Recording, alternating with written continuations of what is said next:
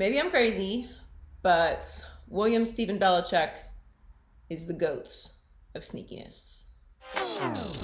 Maybe I'm crazy, maybe I'm not.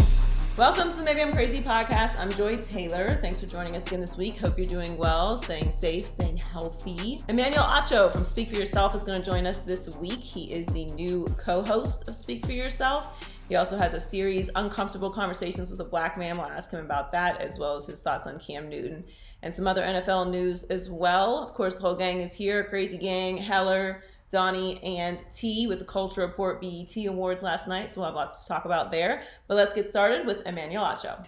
All right, so we've been on a Speak For Yourself run the past couple weeks on the podcast. We had Big Bro Marcellus Wiley on, we had LeVar Arrington, and now we have the new co-host of Speak For Yourself, Emmanuel Acho. Yeah. New to the FS1 family. Thanks so much for joining us in the podcast. Of course. I'm the new kid on the block. And I guess that comes with its perks, but I haven't been hazed so far, so it's all good. How has well, you actually aren't even through a full week yet of Speak, I guess, but how has your first week at Speak gone? It's been amazing. Being at Fox has been amazing. Like, people don't realize it's the little things. Like you walking on campus, or not even campus, I guess the Fox lot. Y'all are fancy here. Where I've come from, it was campus. Walking on the Fox lot, it's dope. Like, you walk in and your wardrobe's already there for you. Food, to a degree, is already there waiting for you. Your producers, one call away, they'll come meet you, dressing room or at the stairs, and just chop it up and talk about the show. It's been cool because it allows me to solely focus on performing and being an entertainer. I don't have to worry about all the other stuff. And then the people are fantastic. I love being able to go from one show to another. It's like a team. It's as close to being on the football field when it comes to being with a team that I've experienced. Yeah, I don't know how it was for you. I mean, you're like pretty big time, but for me, when I first came to Fox to audition, I didn't realize it was on the Fox movie lot, and I hadn't spent a lot of time in LA. So I got to the hotel and was getting ready to come for the audition. We're pulling onto the lot, and I was like, this is the Fox studio lot. This is crazy. But it does make me appreciate work so much, because it is it's kind of, overwhelming to drive onto the lot every day. I mean, think about this. You mentioned Audition. June 10th, 2016. I just left the NFL. I was trying to get into TV. I didn't know what the heck I was going to do. And my agent at the time was like, hey, you can audition for a show that's about to launch called Speak For Yourself. So I'm thinking to myself, oh, heck yeah. You know what I'm saying? Everything I do, it usually works out. I'll go audition. Surely I'll get the job. June 10th, 2016. I walk onto the lot. I auditioned with the co-host at the time, and I thought it went great. I'm expecting Fox to give me a call. Yes, we'd love to have you. Crickets. And so I didn't get the job June 10th, 2016, because amongst other things, I just wasn't ready. Well, now June 10th, 2020, I get the call from the Fox executives. Hey, Emmanuel, we'd love to have you as our next co-host of Speak For Yourself. So whenever somebody mentions the word audition, it literally is one of the most mind-blowing experiences for me, because 4 years to the day of June 10th, from 2016 to 2020, I go from not being good enough to now getting my dream job in LA, hosting the show. Just, it's been a wild journey. That's crazy. That's an amazing story, and a testament to waiting for the right moment, putting in your dues and the process of it. It's also my younger sister's birthday, June 10th. Great things happen on June 10th. That's a great date. So yesterday we got some pretty crazy news. I think I yelped a little bit. I looked at my phone and saw that it was Cam Newton. Is that what a yelp sounds like? I mean, I don't know. Imagine a yelp is if you accidentally step on a dog's paw or something, and they're like. See, I didn't think a yelp was audible. I thought a yelp was kind of I didn't know it was a high pitch, high tone. But you're the Yelp expert. So I imagine a Yelp has somewhat of a sound. I screeched a little bit when I saw that Cam Newton was going to the Patriots, because you don't know this, but I am a big Cam Newton fan and supporter. And I have a lot of theories about why people don't like Cam Newton, but I knew he would be a starter again in this league. I didn't really think it would happen this soon, and I certainly didn't think that it was going to be the Patriots. But what was your reaction when you saw that news, other than yelping, of course? Yo, Cam is my favorite player. He has been since like 2015. I don't know when you're in the NFL if you're allowed to have favorite players, but Cam Newton and Cam Chancellor were my favorite players. Cam and Cam. Cam Chancellor has since retired. So it's now up to Cam Newton to hold the throne by himself. I was hyped for several reasons. Number one, great fit. Great fit because the Patriots are missing one piece. Their defense, stout. Offensive line, because of injuries, yes, it has some issues. But running backs, I like. At receiver, yes, do they need some help? Sure. But I do think they'll be healthier this year at receiver, so that will help. I love Cam Newton to New England because everybody thinks, well, will it work? Cam Newton, he's eccentric, he's loud, he's stylish and flashy. That's not the Belichick way. Bump all that. The Belichick way is winning games. The Belichick way is dominating the AFC East. That is the Belichick way. And so I think it will work. I'm excited to see it work. And I think the Patriots, once again, took claim of the AFC East, and I think they put themselves in the top 3 of the AFC. So my theory about why people don't like Cam Newton is because Cam Newton, well, look, like if your criticisms of Cam Newton are, he's injury prone, like, okay, I can rock with you there. Like, he's had a pretty bad string of injuries lately. That he's not a good player, like, I can't get down with that. Like, when he's healthy, he's a great player. So, like, you're just paying attention. It's recency bias with that. I think swag makes people uncomfortable, particularly people who are swagless. And Cam Newton is on the high end of the spectrum of swag. You wore a scarf on the show today. Yeah. And I mean, it probably made people who didn't know what was going on uncomfortable. But I do think that, like, I think that his style, his, the way he plays, his Superman, like, all that can kind of make people uncomfortable, especially at the quarterback position. Now, I do think since he's been at the height of his playing ability, because he's been injured the past couple of years, a lot has changed. You got Mahomes, you got Lamar Jackson, Russell Wilson is at the top of his game. Like, there's a lot more swag around the league these days. What do you think about that? Because I feel like that's a big part of it. I think you're 100% right. And I think you were tiptoeing around the adjectives that you want to use. But I'm a tiptoe with you since that's what we're doing. And going into work today, I Googled Gardner Minshew outfits because everybody loves and adores Gardner Minshew for wearing his adorable outfits and his handlebar mustache. I love Gardner Minshew's game since he was at Wazoo, Washington State. I covered him in college as the college football analyst. Gardner Minshew is tacky. He's tacky as heck. He is as tacky as they come. But, Joy, if you Google Gardner Minshew outfits, the first thing that comes up, in quotes, Gardner Minshew rocks old man swag. So when Gardner Minshew does it, tacky as ever, shirt buttoned to here, chest hairs all out, look like he's a 1970 jazz swinger artist.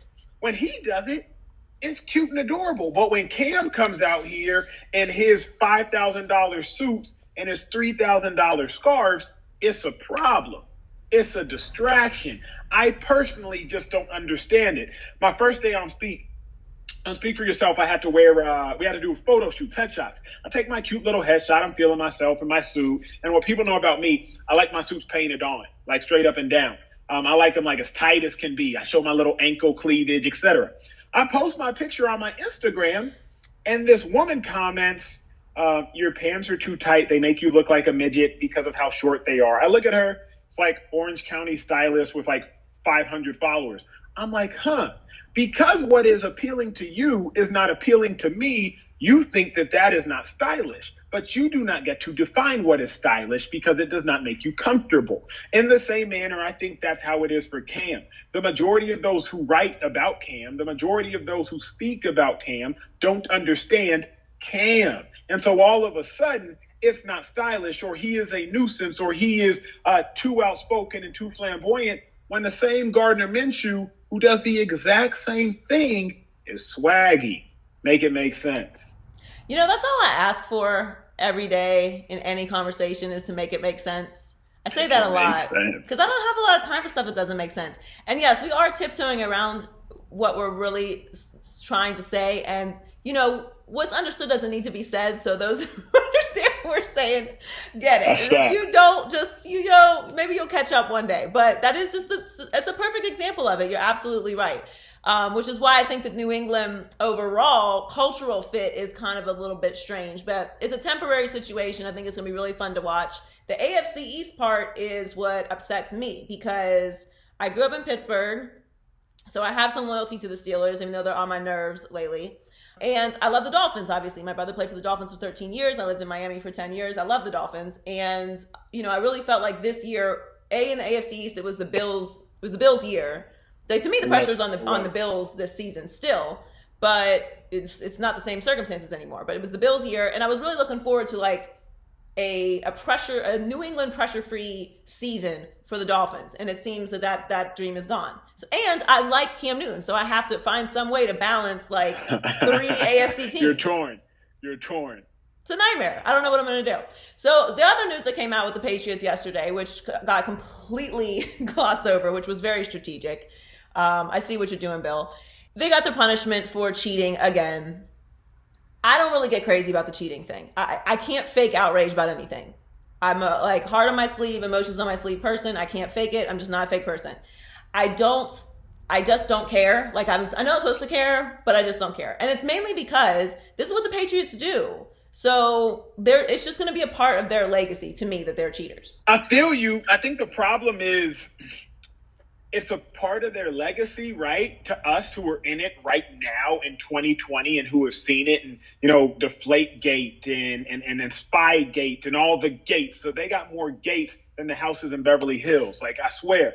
But I think when you go back in 2040 and 2050, 20 years from now, 30 years from now, there aren't any asterisks by the Patriots wins. And I think that's the problem.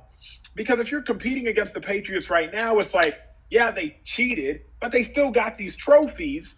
And in history, they're still going to go down as the winners. That's why I have beef with dudes who cheat, use whatever, and come back within the same season. Like Julian Edelman.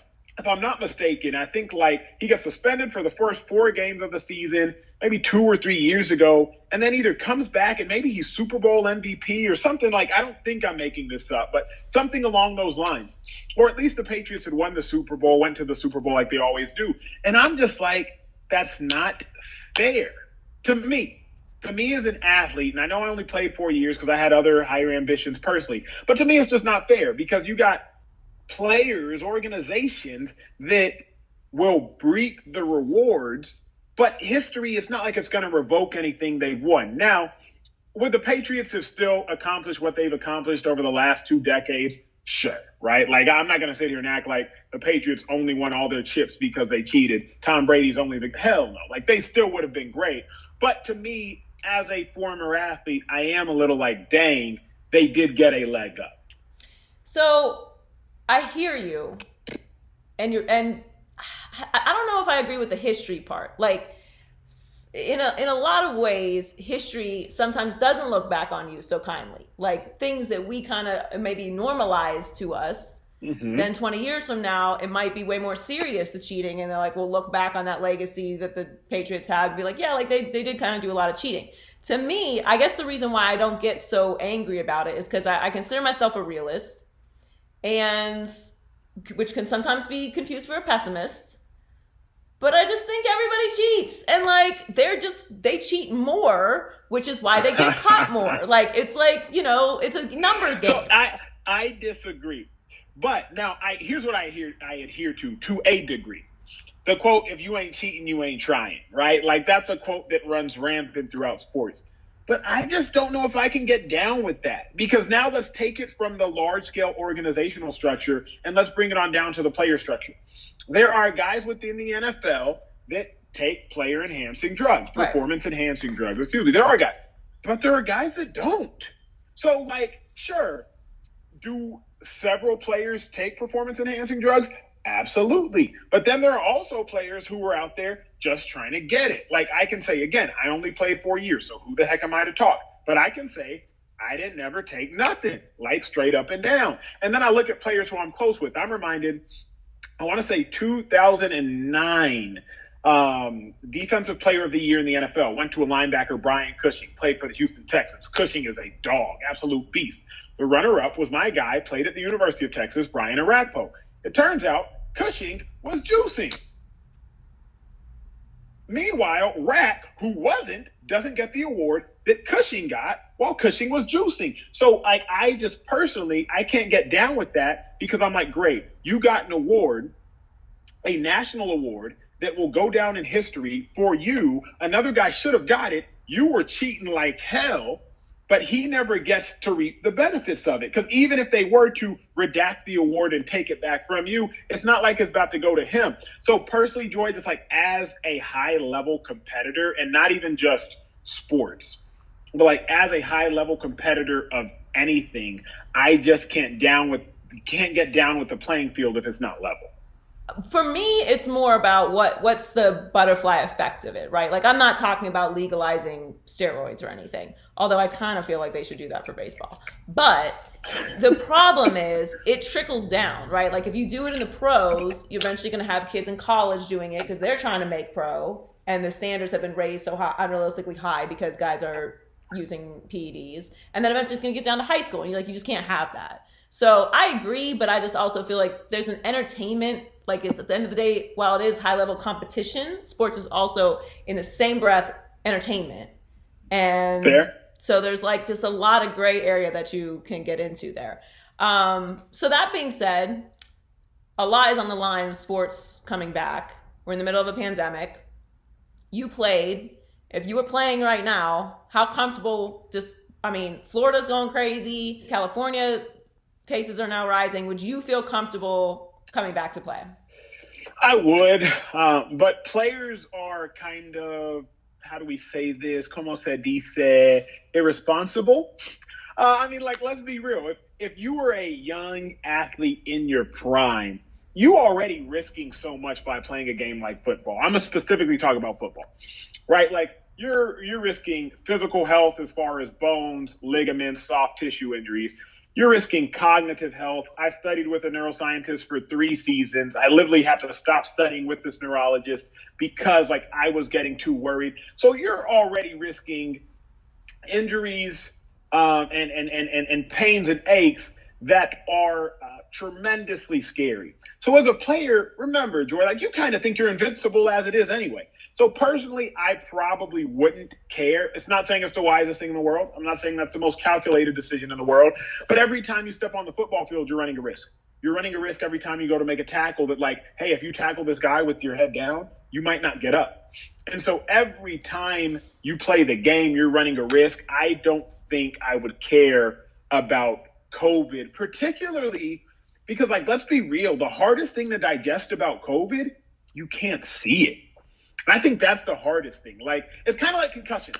And think about that for a second, Joy. We just now in 2016 got to a point of caring about concussions because unlike a broken arm, a torn hamstrings, broken arms, you can see them recover. You can see them heal. Concussions, you can never see the progress of. So we're just kind of not a big deal. I think that's kind of how we're treating COVID. You can't see it. So we're still kind of does it really exist unless you're personally affected by it?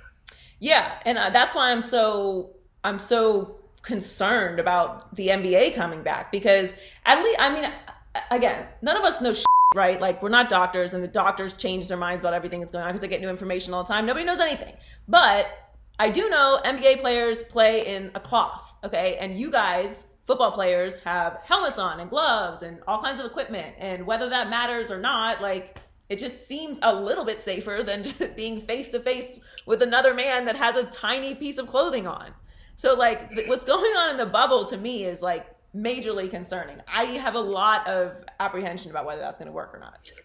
I'm not as concerned about the actual players in game as I am about the players outside the game. In game for me, it's simple. I would just test all 12 to 15 dudes that are on the bench that might get onto the court, test said coaches, test the refs, keep it in an isolated, incubated arena, and say, go play. My issue is, last I checked, custodial, chef, cafeteria, last I heard, they can leave the bubble and come back.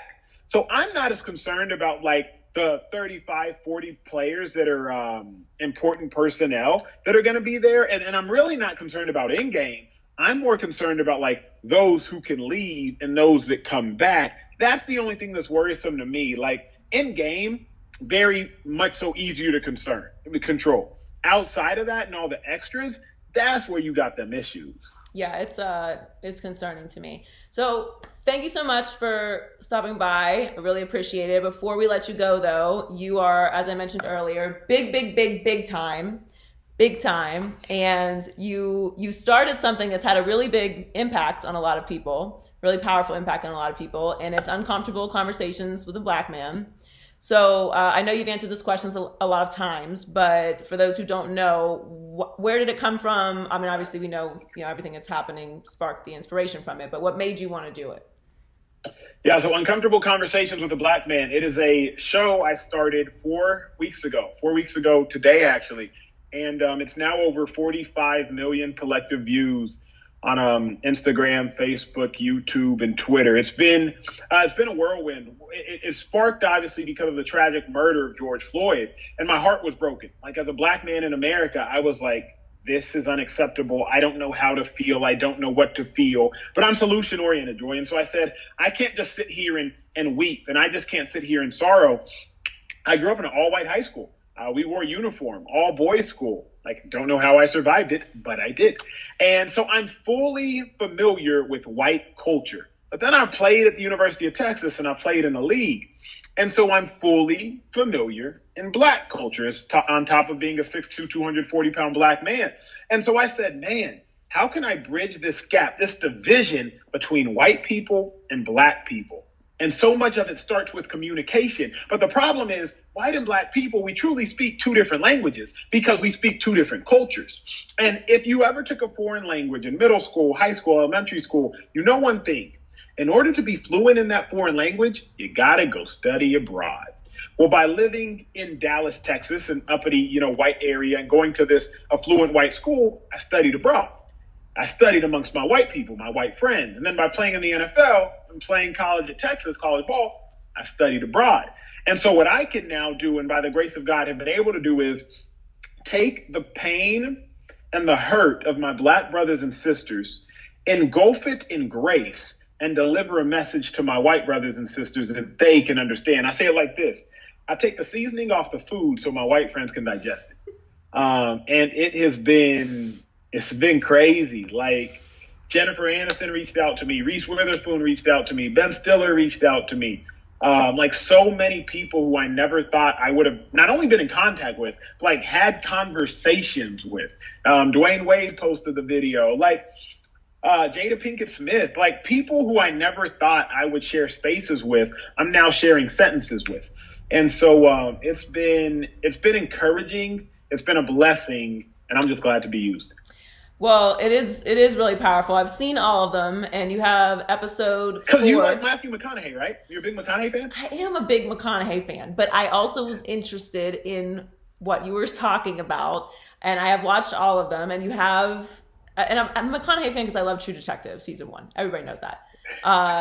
Anyway, you have episode 4 coming out Tuesday night, 8 p.m. Can you give us a preview of what's going to go on in episode 4? Yeah. So episode 4, I wanted to address 3 primary questions. So many people have been emailing me. So many people have been asking, and I hear what people are saying. I read literally every email comes across my desk.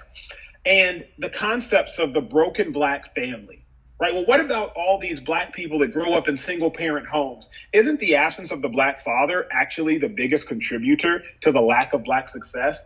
Or there's, the question of reverse racism. Well, Emmanuel, Black people have Black History Month. White people don't have White History Month. Isn't that reverse racism? Or kind of an all-time favorite, I feel like, an all-time ambiguous question. I got an email. I, as a white girl, I want to wear my hair braided, but I'm offending Black people. Like, when do I know if that's cultural appropriation or not? And so I said, wow, like, these are the questions from the people.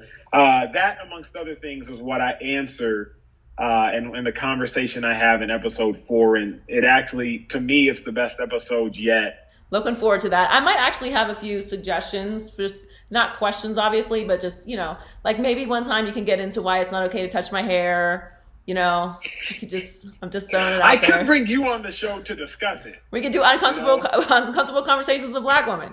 I'll happily explain why I don't want you touching me if I didn't ask you to touch me. Well, looking forward to uncomfortable conversations with a black man tomorrow. Congrats on all your success with that. It's very needed. It's very important.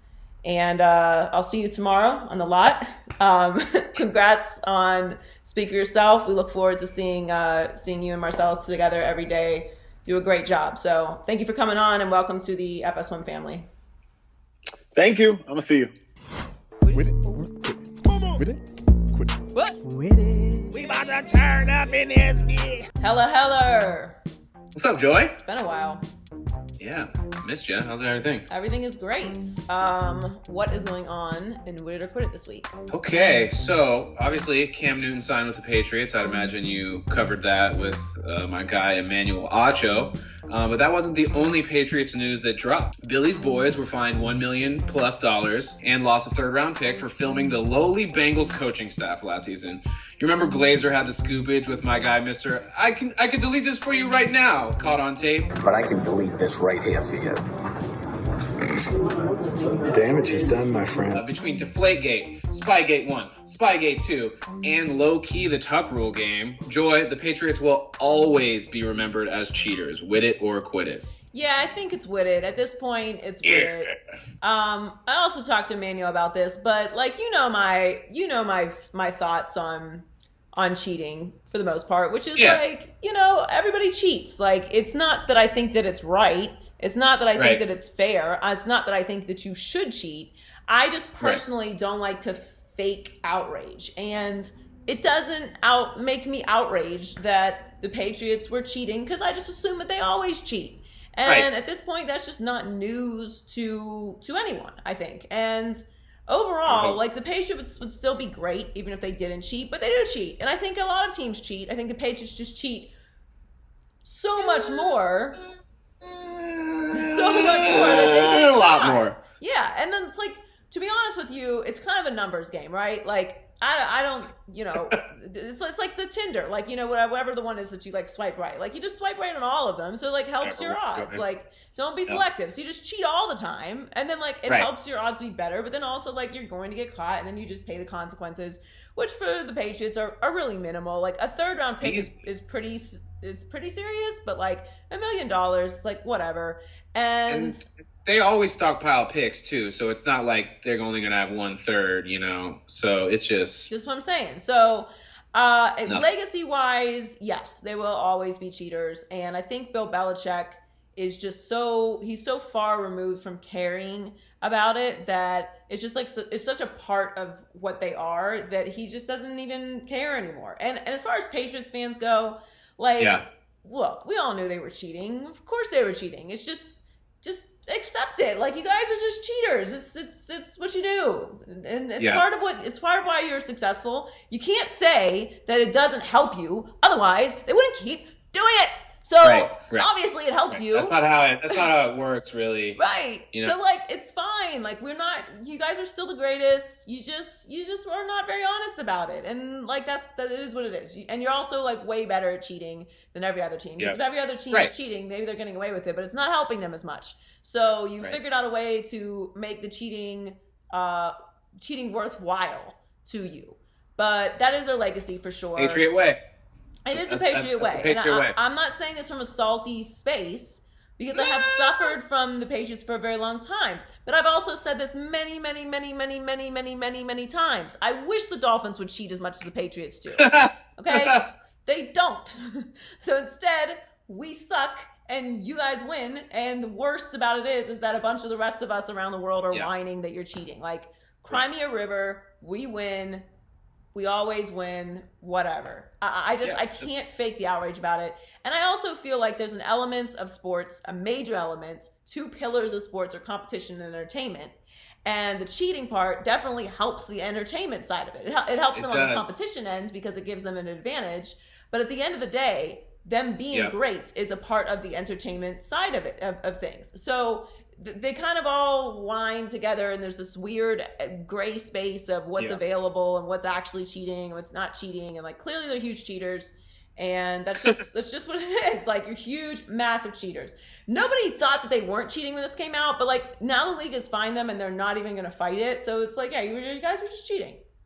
Well, they've made it clear that $1 million here, $500,000 there, a draft pick here, a draft pick there isn't as important as winning the whole thing. And I think we'd want all of our teams to believe that. And yeah, they're brazenly doing their thing. But I think the Bengals security guard who busted the cameraman said it best. You know, he was talking about that guy, but we're talking about the Patriots cheating at large. He said, damage is done, my friend. I love that guy. He's all of us. He's all of us. I was so proud. Like, speak your truth, homie. Damage is done. Yeah, like the photographer tried to give him his best explanation. He's like, so you're filming the guys on the sideline. Why exactly? Oh, my God, it was beautiful. And they're wearing Patriots shirts. Ugh. Ridiculous. It's a Saturday Night Live skit, honestly. If you would have told me that was a Saturday Night Live skit that we accidentally thought was real, I would have believed it. Damage is done, my friend. No, it isn't, because we deleted it.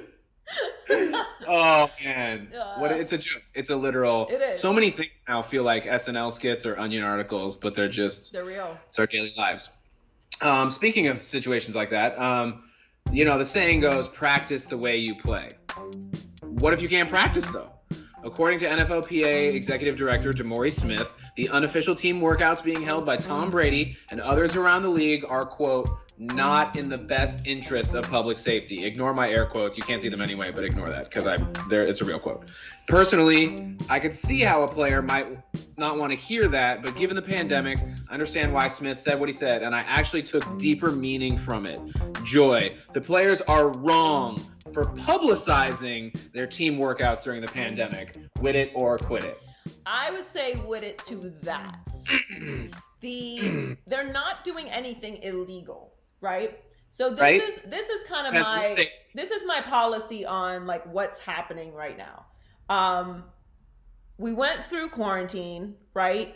Most of us followed the rules through quarantine because nothing was open for us to not do anyway, right? It's not hard. Right. It's not hard. So you had a few people here and there having house parties or what have you, but like for the most part, everyone was quarantined and followed the rules. Right. Correct. Well, now most places in the world, quarantine is over. I'm back at work. You're back at work. Most things are open. They're just asking that you simply wear a mask, right? Which would be just the simplest of asks. But because we are Americans and it's mildly uncomfortable, I can't do it. Or just like you think you're smarter than a pandemic doctor. People aren't wearing masks. So now, of course, we have these incredible numbers skyrocketing and it's a disaster again, which is completely predictable. It's bad, yes. However, until something is literally illegal, I can't say that I have a problem with it. I'm with you, though. I don't need it to be advertised, right? So, like, when the helicopters are chasing down Tom Brady, like that, he can't control that, right? Like, the news, they're gonna do their jobs. Tom, he could have called in a favor if he wanted that mess to stop. I kind of wish that he would if he could. I mean, it's Tampa Bay is the biggest story in the world there, so I don't know that they would necessarily listen to him. But I did think it was weird though because like it's not really like the best look. I totally get it. First of all, I understand it from the players' perspectives in that their lives are moving forward. Like football is happening. They're going to have to report to camp in not a lot of time. Their bodies have to be in the physical shape they need to be in to go into camp or they're going to get injured, which is going to affect years and their future and their family's future. I understand that. So this idea that they can just keep working out in their apartments with their, exercise bands is ludicrous. Like they need to get outside and do like actual running and actual drills, get themselves in shape, the shape they need to be in to go back to camp. Like that I fully understand. So they're going to need to work out in groups. The reason why the NFLPA doesn't want them working out in groups is because they don't want them coming into camp in massive groups with COVID because that sets everything back. Now, obviously, everyone's going to get tested thoroughly, probably have to do some sort of a week-long quarantine or something before they come into camp.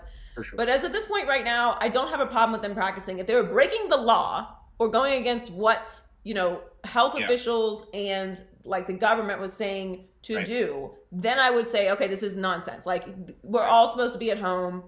early days in quarantine, like this would have been unacceptable. They're not breaking the law. They're not doing anything illegal. So I'm okay with it, but I am with you. People refuse to get their news and like sources from actual like factual places these days. So like if they're seeing like Tom Brady with no mask on, and he shouldn't have a mask on because he's out there working out, they're like, oh, see, Tom Brady doesn't wear a mask, I don't have to wear a mask. And here we are. So like I would not mind them not showing the group workouts, right? For sure. It doesn't bother me that they're working out. I understand the value of them working out. I understand the necessity for them personally and other aspects of their physical health that they need to be working out together. I am with you though. I don't need to see it. Yeah, this is, keep in mind for people listening, this is coming from two people who directly benefit from there being more footage of Tom Brady. Exactly. Like, we need that. We want that. But at the same time, you know, we can Photoshop, we can make it happen without this stuff, because what's more important is people's health. To your point about, you know, other sports happening and things going on, I just let me rattle off really quickly where other sports are at in terms of this, and how that, you know, how, you know, you feel pressure to be ready for your sport, but also you see other athletes out there performing. I've been watching Bundesliga, German soccer, since mid-May.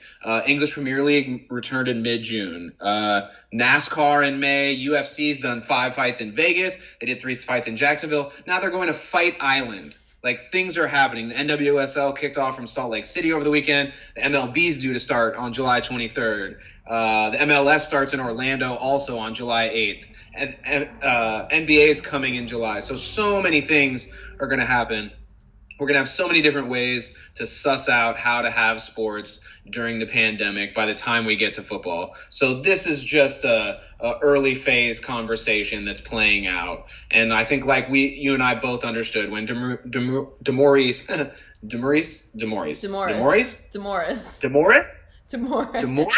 Damn, I was putting Demoris on there for no reason this whole time. Yeah, it's just Demoris. Damn, that's crazy. Demoris Smith was saying, no one should be practicing. What he really meant was, stop telling everyone, man. Stop making us look bad. Set a good example. That's all. Yeah, and like colleges are practicing. We know everyone is out there practicing, and I have no problem with that. Again, my issue is with these people, and there's so many of them, and it's I can't even say it's disappointing, because I cannot pretend like I am even in the slightest surprised, particle surprised. Just not even a particle, not even a tiny little molecule. What's like half a molecule? An atom? I am not an atom surprised that people cannot wear their masks. It's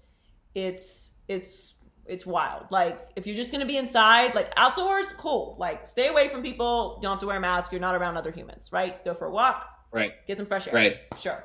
If you go inside a building, if you go inside a subway, if you go inside a bus, if you're in an Uber, you know, if you're in an airport, anywhere with walls and a ceiling, I would say, just put your mask on, please. Right. Before in March, we all needed to stay inside for 2 weeks. Here's my question, right? Quite pull that off. I was having this conversation with someone. Like yesterday, or maybe it's the other day, I don't know, recently. And they were like trying to talk to me about like the masks, and I was like, I have a question. Like, how do you think that the virus is spread? Like, do you think you spread it through your elbows? Or like, that's why you do elbow bumps. Beep. Yeah, I mean, like, do you think it gets spread through your elbows? You think it like gets spread through farts or like forehead sweat? It gets spread through your mouth and your nose. It's a respiratory. Why would you not want a mask on? Okay, even if it's not going to 100% protect you, even if it like 70% protects you, why would you not want a mask on? And then, being that you could be asymptomatic and give it to someone else, you are irresponsible as to not wear a mask. Like, I don't understand it. Make it make sense, please. You can't have thought. There's a simple thought equation that people must not have thought through. Are you okay with you being cavalier and giving the illness to someone in your family or someone you know, and that person dying? Because when you're not wearing a mask, that's what you're saying. You're saying, I don't give a f***. I don't care about you. I don't care about anyone else. And it's ridiculous. That's the wrong approach, though, Heller. That's the wrong approach. You can't do it. You can't make things about other people. You've got to find a way to make it about, like, how does it affect you? If you don't want to get it, wear a mask. We're taking a very deep dive now, but overall, that's my point with this. Like, everyone's watching, and listen, like, I am not perfect by any means. I'm trying to do my best and like live life and continue to move forward and continue working and doing, you know, all the things I enjoy doing while also trying to be responsible. So I get it. But just like when you can, just wear a mask. It's not that hard. Just try harder. And you said it was DeMaurice? DeMaurice Smith. Thank you. DeMaurice, yes. Hey, Donnie, what's up? What's going on at High Key, Low Key this week? What is up? High Key, the NBA will be back in a matter of weeks. Low Key is going to be completely unpredictable. Yeah, so the bubble. The bubble is only a few weeks away, and they're going to start reporting down there for camp and meeting up with teams within the next week or so. And I am very skeptical about everything that's going on with it. Obviously, we know that Florida gonna Florida. So, yeah. You know, there's just there's a lot going on down there regarding COVID. It seems like it was the best place to have the season restart. Now it seems like it's like we want to be anywhere but Florida. Right, turning to ground zero. Right now, it's wild. Predictable, of course, because, you know, nobody wants to wear masks. But yeah, I mean, J.R. Smith is now going to be with the Lakers. A.B. Bradley is out. Several other players are out. There's obviously a large amount of concern for COVID. I'm very skeptical about how this quarantine is actually going to play out. Are players actually going to stay in the bubble? Because there are really harsh concerns and repercussions to leaving the bubble. There's a lot that can happen with the play-in games and the seeding. Zion and the Pelicans have one of the easiest schedules. Like, they could sneak in the playoffs and change everything up. And also, I mean, I just think with everything that's going on, it just feels I don't feel confident about this at all. And maybe it's just because, like, the news is kind of bombarding us with all this really bad news about the spike in cases. And I don't know how this, like, is actually going to work, because they are going to have workers who leave the bubble working around the players. Like, they're going to, you know, socially distance and have to wear gloves and, you know, all this stuff. But it's just, you can't see it. You can't see the virus. Yeah, you can only be so restrictive. Right. So I don't know. I want to be optimistic, but, you know, the NBA is just, because the way the sport is, they're just the most vulnerable sport in this in this virus, because they don't have a lot of equipment on, as in no equipment other than clothing. Yeah, cloth. They're right up on top of each other while just only wearing cloth. Mm-hmm.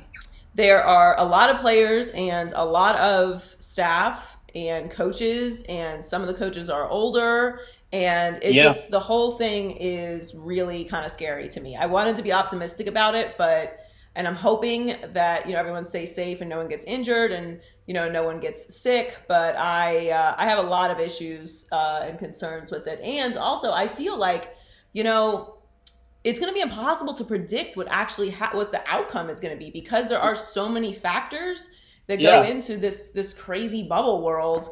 I don't know that we can just sit here and safely say, like, oh yeah, it's the Clippers or it's the Lakers, or, you know, who knows? It's unprecedented. Yeah, it's unprecedented. I've seen this before. I really think I would not be surprised if this is the year that a team that in normal circumstances maybe wouldn't have even made the playoffs, or it's a very low seed, ends up pulling an upset and winning the championship, because there's just so many unpredictable things that go on with this bubble. Yeah, we'll see. All right, high key, we're really excited about the eyes that the WNBA will be getting when they return. Low key, women are the best at everything. I mean, you know this. Yes. I know this. This is common knowledge. You would be surprised. But we are really awesome and get things done. Actually, the NWSL was the first major sports league to come back during COVID. No big deal. No biggie. And of course, you know, the WNBA just like seamlessly announced their return with no issues and no arguing back and forth to Orlando. They're going to be playing at the IMG Academy in Bradenton. And they're going to do a 22 regular season game, followed by a traditional playoff format. Now, obviously, I realize the WNBA is much smaller than the NBA, but they are going to have all of their teams there, 12 teams. And yeah, it was announced, and we just moved right along, and there's no issues. But I'm really excited for people to watch the WNBA, because You know, there was a time in the WNBA when it first started out that it was really cracking. And I think that now in this time where everyone is so desperate for sports, we're really going to watch the WNBA, and you know, these women are going to get their flowers, and I'm hype about it. I'm excited about it. So I'm looking forward to it. I think it will be pretty seamless, as you know, all things that women take care of. Natural to you guys. It's unfair. We just know how to get things done. You know, well, I don't know why we get labeled as like the drama queens. Like you're just like, what do we need to fix? Okay, let's fix it. Done. Yeah, like that. Easy. We can figure it out. All right, high key, Brett Favre is wrong about how to use Jordan Love. Low key, Aaron Rodgers is going to have a crazy good year. It's coming. Oh, yeah. I mean, Aaron Rodgers is about to go off. Oh, man, it's scary. Aaron Rodgers is so mad. Like, Aaron Rodgers is an angry guy right now. Like, he is just sitting there steaming, just like, with the steam coming out of his ears. Exactly. So Brett Favre suggested that they use Jordan Love in like a Taysom Hill capacity. He said, I think there's ways to incorporate it, much like Taysom Hill with the Saints, use it as a halfback pass, but occasionally just let him run it to show that she'll do that, something like that. I don't think Jordan Love is going to see the field at all. Now, in theory, maybe what Brett Favre is saying could work, but the problem is Aaron Rodgers and Matt LaFleur are not simpatico right now. And they moved up to get him, and they are just making all these decisions that are not supporting Aaron Rodgers right now. So if they, on top of that, start integrating Jordan Love into the offense, no. It's the wrong direction. You don't want to be going that direction. You want to flip that, go this way. It's not going to work. I don't know that it would work, because I actually think that Taysom Hill is incredibly talented at that gadget position as well. I think everyone's kind of trying to just make it seem like you could just get that. Like, Taysom Hill's an incredible all-around athlete. Very versatile. Jordan Love is a good runner, but is he that much of an athlete? Is his body there yet? Because, you know, Taysom Hill is older than Jordan Love. Your rookie year to your second year, like, your body's going to change a lot too. And that plays a big role in it, because Taysom plays very fearlessly. So, yeah, I don't think this will work, but I do know one thing. I liked the Packers last year. Man. I'm not selling that stock yet. Aaron Rodgers is going to be a problem this year. He's going to go off. Yeah, man. The Lions season is already over before it even began. Sorry. Yeah. Hi, T. What's going on in the Culture Report this week? Hey, Joy. So the BET Awards celebrated 20 years on Sunday. We had to watch it virtually, of course, but the production, the performances, the commercial were on point. They did that. The best thing they could have done this year was to have the entire thing pre-recorded. I enjoyed it start to finish. Megan Thee Stallion, she performed, did such an amazing job. I love that whole Mad Max vibe, and her knees. I need to borrow her knees for sure. A few of my favorite moments was Marseille Martin, a little sis. She won Young Stars Awards. Michael B. Jordan, Best Actor. Issa Rae, Best Actress, also deserving. But Tiana Taylor got Video Director of the Year, which I'm like, kudos to you, sis, because she deserved that. Lil Wayne tribute to Kobe was phenomenal, of course. Chloe and Halle performance, amazing. They're so cute. I love them. Anderson .Paak, I'm so obsessed with him. He performed. I love him. Wayne Brady's tribute to Little Richard. He's so talented. Like, Wayne Brady, I feel like, doesn't necessarily always get the credit he deserves, and he is just crazy talented. Beyonce got, of course, the 2020 Humanitarian Award, and she looked incredible. Like, so beautiful. And we did get to see the official trailer of RESPCT starring Jennifer Hudson, and it showed Marlon Wayans, I believe Forrest Whitaker as well. They're also going to be in the movie, so I just can't wait to see it. Joy, what did you think of the BET Awards? I loved it. Well, you covered like almost every moment that I loved, but I also loved Alicia Keys' performance. The baby was amazing as well. And I thought Amanda Seales did a great job also. I thought it was great, actually. I didn't, I mean, obviously, like, award show, a part of the award show is, you know, the crowd and the live performances. But I just felt like I didn't mind it. Like, it was great, entertaining. Like, I never know what to expect whenever we're trying to do things virtually, like how it's actually going to resonate. But I thought it was great. Of course, everything being pre-recorded, so you don't have to worry about any kind of technical issues, which I'm all here for, because there's nothing worse than technical issues, which I've been dealing with all day today. So yeah, I mean, I thought it was great. Like you said, the commercials were on point. Like, it was just it was a really I had no idea what to expect, and I was so happy with all of it. Beyonce looks like a goddess. Yes. And she did. Meg is just incredible. Yeah, there were just endless moments. I love Masego. I've been listening to Masego all day. Like, yes, I could bop with this. Yes. So there, I just thought everything was really well done, and I loved it. Yeah, same. So speaking of Beyonce, Black is King trailer dropped. It's a visual album by, of course, Beyonce. And the trailer was so dope to me. When she said the ancestors never left you, I believe this will show us like the roots of like where we come from. The basket in the ocean made me think of Moses, whose mother floated him down the Nile River to save him from being killed from the Egyptians. I think it's going to take us through our history and show us patterns of systemic racism in this country. But I have to say something. Black people, I feel like that we are so hard like on each other. I've been already seeing things like, why is the title Black is King and why isn't it on Netflix? And it's just like, we got to start appreciating something. I'm like, we're moving in the right direction. I think we need to keep this momentum. This visual album can really can reach so many people and definitely educate. And for many of us, like myself, like I was taught in school what I thought was our history. I didn't find out the truth about a lot of events until much later. Thank God for books, documentaries, and conversations. So if Beyonce want to come up with this visual album where we could possibly expand our knowledge and learn something about our roots and our culture, I'm open for that, especially given the times that we're in. We need everything right now. So, Joy, what did you think about the trailer? I thought the trailer was brilliant. And one thing about Beyonce when it comes to the visual aesthetic of anything that she touches, it's going to be excellence.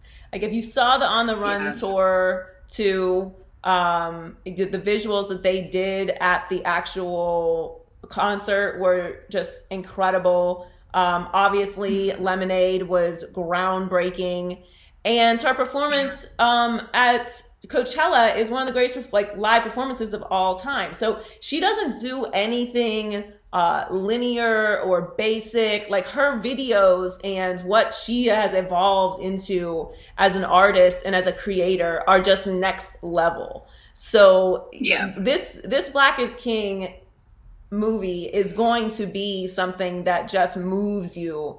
I mean, Lemonade to me, was just, it blew my mind. Like I'd never seen anything like this. It was like Michael Jackson Thriller level, all time innovative, different, unexpected, original. It just puts it Lemonade was like, you can't tell me nothing right now, okay? And it's like you didn't even need to listen to the music to be moved by it. That's how powerful it was. So yeah, this is going to be incredible. It doesn't need to be on Netflix. I love me some Netflix, okay? But Disney does great work as well. They do. They do a pretty good job of basically everything that they do.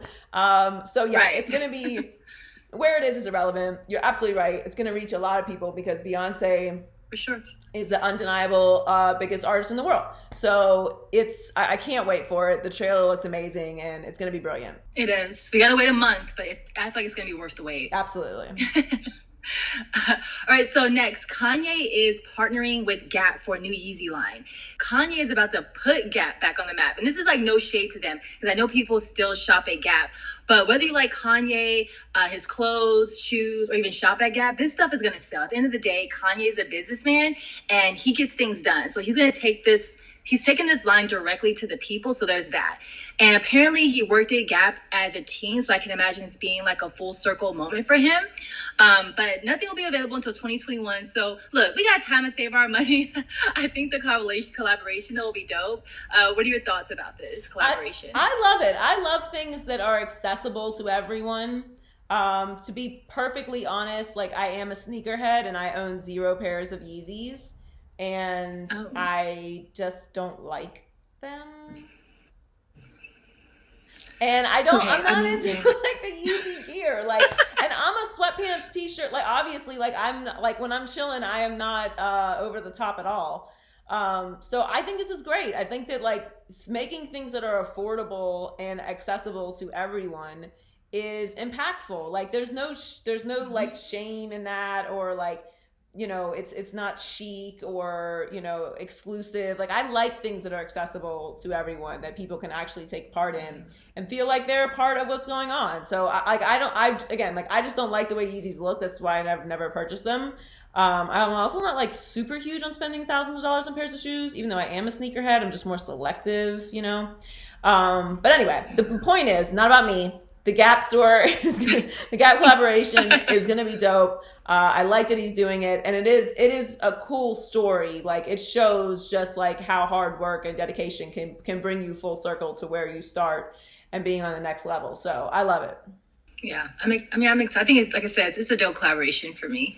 Okay, well, thanks, T. Hope you're doing well, staying safe. You look fabulous. Thanks, Joy. You too.